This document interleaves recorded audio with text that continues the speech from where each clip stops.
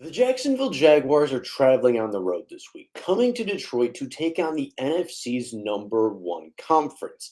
And in a game that on paper seems to be a blowout in the waiting for Detroit, many people believe that this game could be a trap game for the Lions as they look forward to bigger and stronger opponents and overlook the Jacksonville Jaguars in week 11. So today, we're going to take a look at Jacksonville. We're going to take a look at why this game on paper should absolutely be a blowout, but in reality could potentially come back to bite the Lions in the behind. So, with that being said, let's take a look at this matchup. Let's take a look at these two teams. And let's take a look at whether or not this could be a realistic trap game for the Lions this weekend.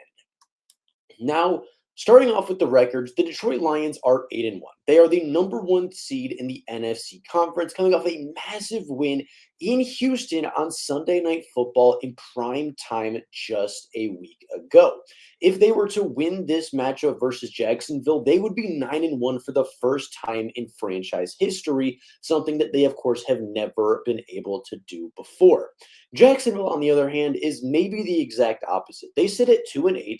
They are the very worst team in the NFL. If the season ended today, they would hold the number one overall pick.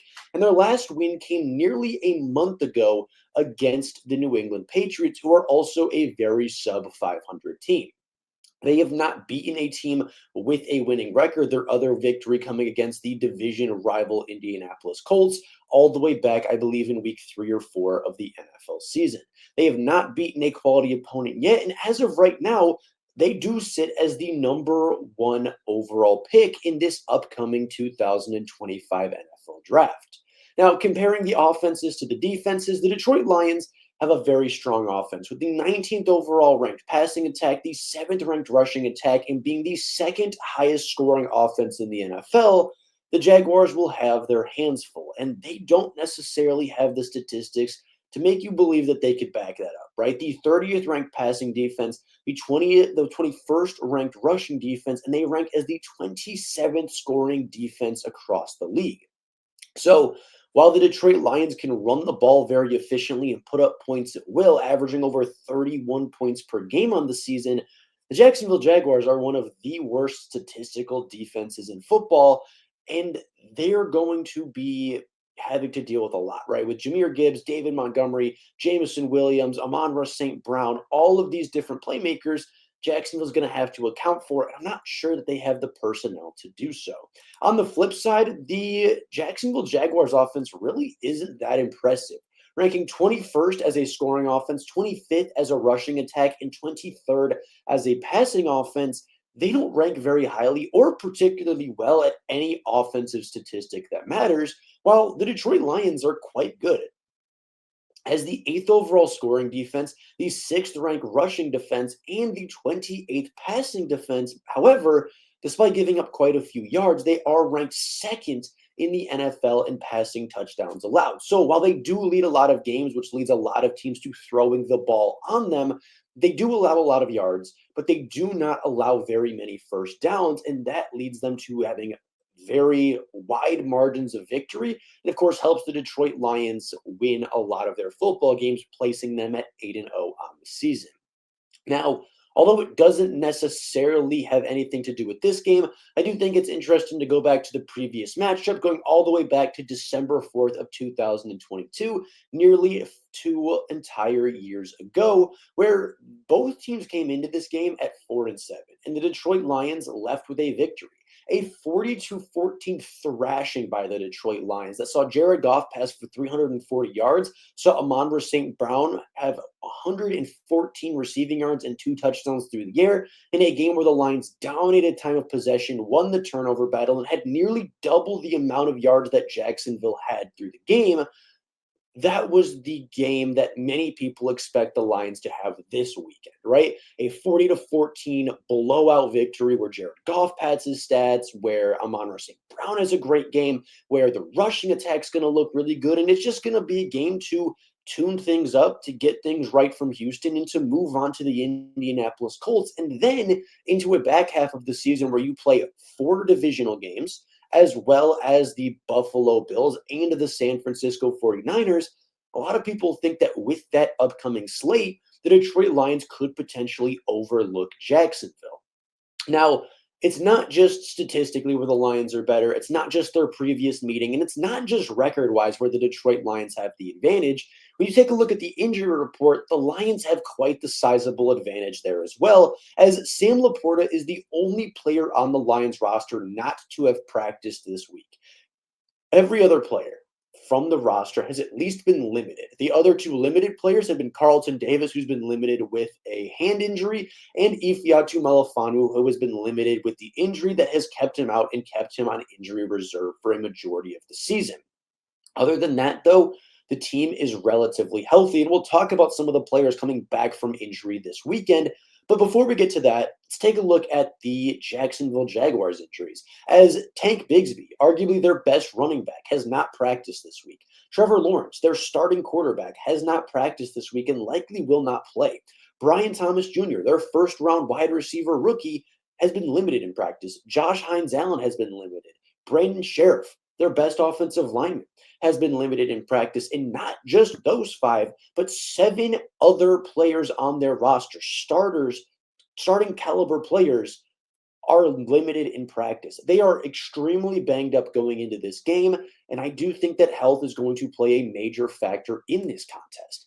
Taking a look back at the Detroit Lions' healthy players, Malcolm Rodriguez is coming back for potentially the first time since the Tennessee Titans game. He's been fully practicing all week. Emmanuel Mosley, a player that's been on injury reserve for most of the season because of a torn pectoral, has been fully practicing this week. Broderick Martin, the former third-round pick from the 2023 class, has been fully practicing and could potentially see some time at nose tackle this week, as well as, of course, Taylor Decker, the starting left tackle for the Lions, a player that was sorely missed a week ago, is returning to the Detroit Lions as well. Now, the key to a lot of trap games, and the reason why they happen quite often, is because there are teams that feel as though they can win a game without playing their best versus teams like Jacksonville, versus teams like New England, versus teams that are kind of at the lower stages of the NFL and are fighting for a top 10 selection. And when those teams have, the Lions or the Chiefs or the Bills as the upcoming opponent the week after, sometimes they take a little extra time to prepare for those games, overlooking their weaker opponents, which leads to the weaker opponent upsetting. I don't see that happening with the Detroit Lions. Their next game is on the road in Indianapolis. I don't think that they're going to overlook the Jaguars to prepare for Indy. Not that Indianapolis won't be a tough game. Not that Indianapolis couldn't very well be the Detroit Lions' second loss on the season. I think they are a very talented team with a very explosive quarterback. But I don't think they're going to overlook any game to prepare extra for the Colts, right? It's a non-conference, non-divisional game that if they lose, sucks, right? It's an AFC loss. It is not a loss that will affect them. It doesn't affect their conference record for tie-breaking purposes. It doesn't affect their divisional tie-breaking purposes. This is just not a game that you would overlook. It's a game that if you go into, you obviously are going to want to win that game to keep the 1 seed. But if not, it really isn't going to come back to bite you too hard. And even going forward after that, you have the Bears at home on Thanksgiving, which could potentially be a game you look forward to. But again, then that would make the Colts the trap game and not so much the Jacksonville Jaguars. And then after that, you, of course, have the Packers, but you're not going to prepare for a team 3 weeks away. Overall, though, I don't think the Detroit Lions are a team that overlooks their opponents. I don't think Dan Campbell is the type of coach that would allow his team to overlook or allow his coaching staff to overlook a team, even as poor as the Jacksonville Jaguars have been this season. And I think they will be just as prepared, if not even more fiery, after the slow start and the near loss that they took in Houston. I would imagine that they're taking this week. They're preparing as though they did lose that game last week. They're preparing and they're practicing as though they are 7-2, tied for the division lead, and even in the second seed for the NFC playoff race. I would imagine that they are going to try to work out a lot of the kinks. They are going to try to put up as many points as possible, have a great defensive performance. And I just don't see the Detroit Lions overlooking any game on their schedule, especially not one that in the week after really doesn't have that large of a bearing on the Lions season overall. So with that being said, the Detroit Lions are the home team. They have the home field advantage. They are healthier. They are statistically the better football team. They are on the hotter winning streak right now. the Jaguars are playing with a backup quarterback, and their head coach very well may be fired at some point during the season. I do not see a reality where the Detroit Lions lose this game, and I don't see a reality where it's necessarily close. I do think a 35-14 victory for the Lions is a very realistic outcome, if not potentially a wider margin of victory. This game should be a game where the Lions go in, they work on the running game, they work on a couple of things from practice, maybe they break out a trick play or two that they've been working on. I think that this is a Titans game. I think that this is a Cowboys game. This is a game where you go into the fourth quarter and Hendon Hooker gets a couple of snaps. And while I don't think that the Lions necessarily should overlook this opponent, I just don't see a reality where Jacksonville comes out and they're able to score 20, 30 points on the Detroit Lions defense. And I don't see a world where the Detroit Lions don't score 30 plus points on the Jacksonville defense that's been struggling. So with that being said, that is all for you guys today. Let me know down in the comments below what you think about this contest. Do you think it's a potential trap game, or do you think the Lions will take care of business and improve to 9-1 for the first time in franchise history? I'm curious to hear what you guys have to say. But with that being said, that's all I got for you guys right now. Thank you all so much for watching, and until next time, and as always, go Lions.